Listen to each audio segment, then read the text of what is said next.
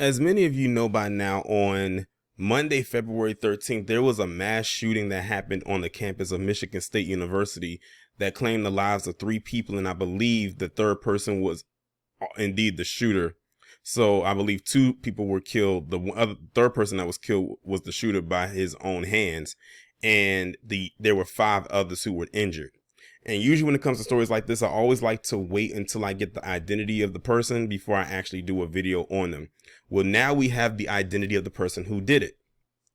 43-year-old Anthony McRae, who you see right here in this image. The only things that I've heard so far before I actually get into the article that I'm going to read, which of course is coming from heavy.com, is that he was a 43-year-old black man that did it.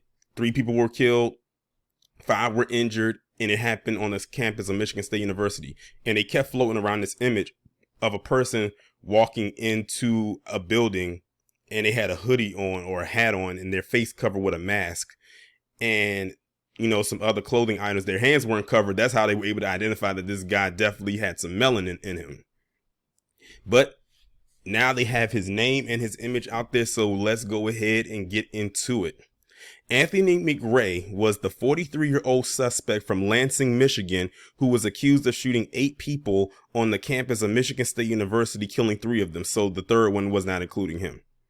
On February 13, 2023, the shootings in an academic building and student union, according to police, occurred on the evening of February 13, 2023. According to initial scanner audio, the shooter opened fire inside Berkeley Hall and then headed to the union.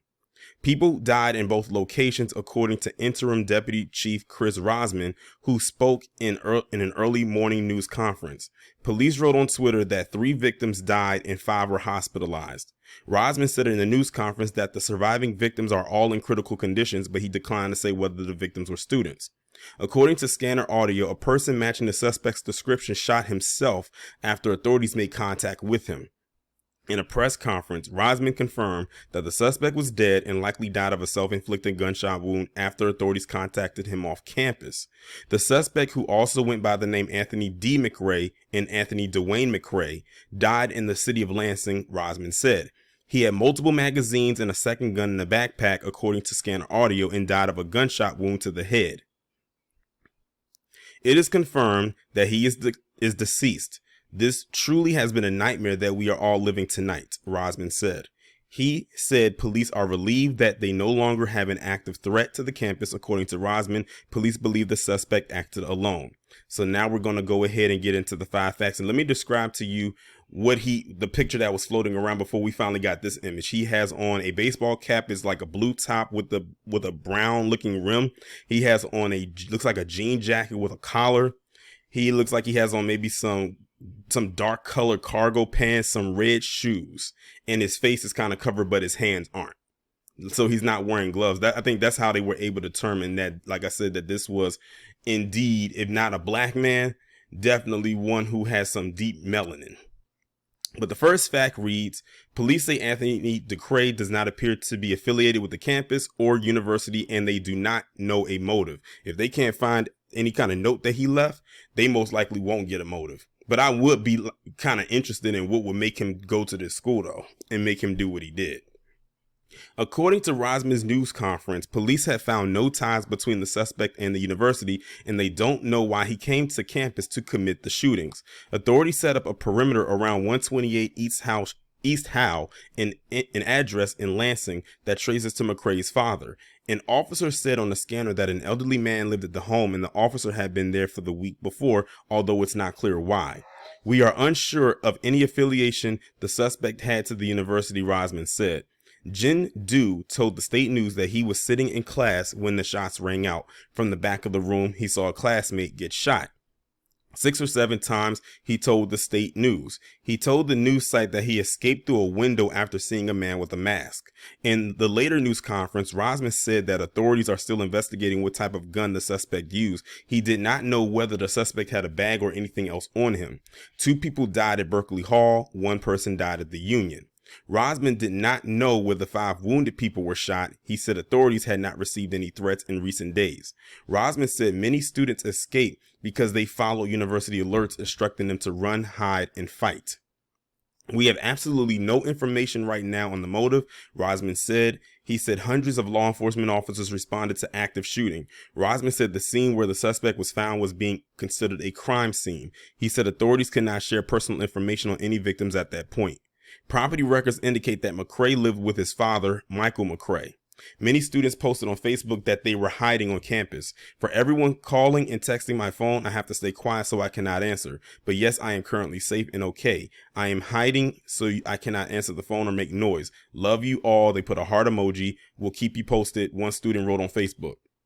The second point reads, Anthony McCrae, whose family has roots in Trenton, New Jersey, was carrying a handgun and wearing a blue mask, according to scanner audio.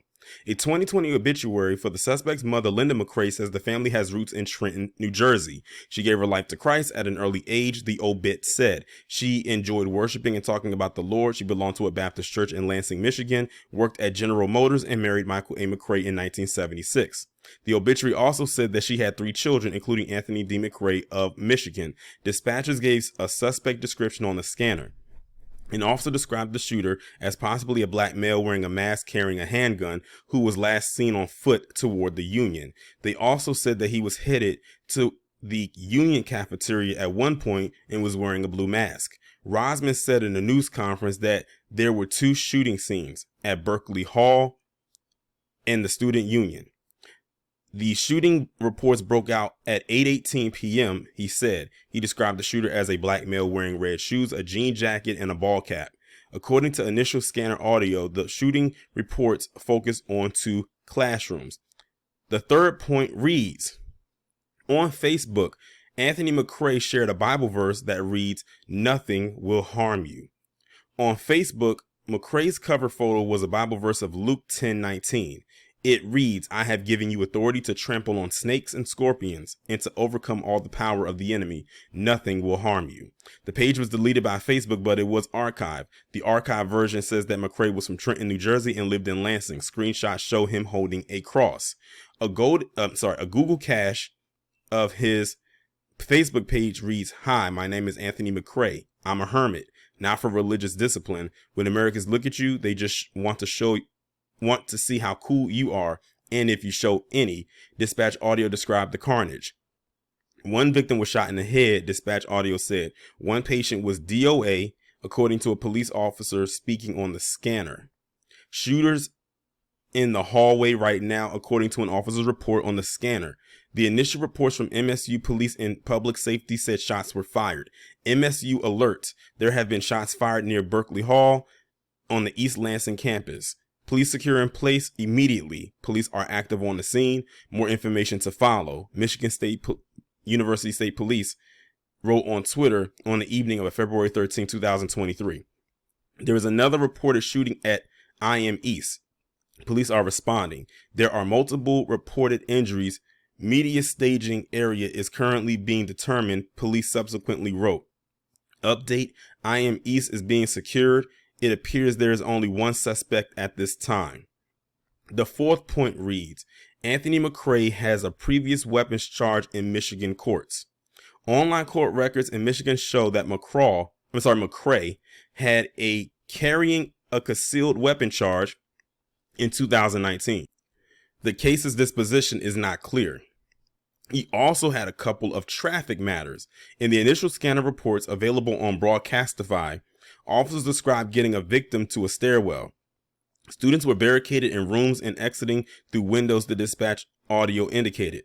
Active shooting at Berkeley Hall. Multiple victims at this time, an officer told the dispatcher at one point. Officer said that one victim was shot in the head and wasn't breathing. They said the suspect was reported in the first floor cafeteria. There were people shot in 2 rooms, a dispatcher said, and people had the door barricaded. Be aware that initial scanner reports can sometimes be wrong. People were shining lights out of a window at officers. There was a staging area for victims. A woman wrote on Facebook that her daughter and her daughter's friends are all in the room together and safe. Shooter was in her hall and now has left. It seems they are going from hall to hall. Hearing multiple screams from in their hall and outside is definitely terrifying for them. There are multiple shooters and shots are continuing to be fired. The worst phone call I have ever received. In the fifth and final point that Heavy gives is students were instructed to run, hide, and fight. The first MSU alert shared on university's website read, MSU police reports shots fired, incident occurring on or near the East Lansing campus. Secure in place immediately. Run, hide, fight. Run means evacuate from danger if you can do it safely.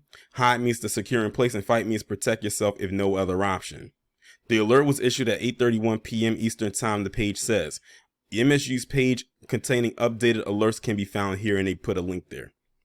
According to WLNS, Michigan State Police troopers were seen with rifles instructing people to stay inside and away from windows. According to the university's website, Berkeley Hall is home to the College of Social Science, the Institute for Public Policy and Social Research, and the Department of Sociology. Each have a rich tradition of research, high quality teaching and engagement programs, and opportunities for students, the website states.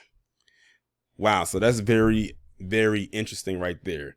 And like I said in the beginning, because this guy did not leave a note of what he was doing, they may never find out what his motive was for the reasoning as to why he did what he did. And now I'm curious, what would make him go to this school and commit this shooting? The article stated that he had no ties to the school whatsoever. He was not he didn't go to school there. He's not an alumni.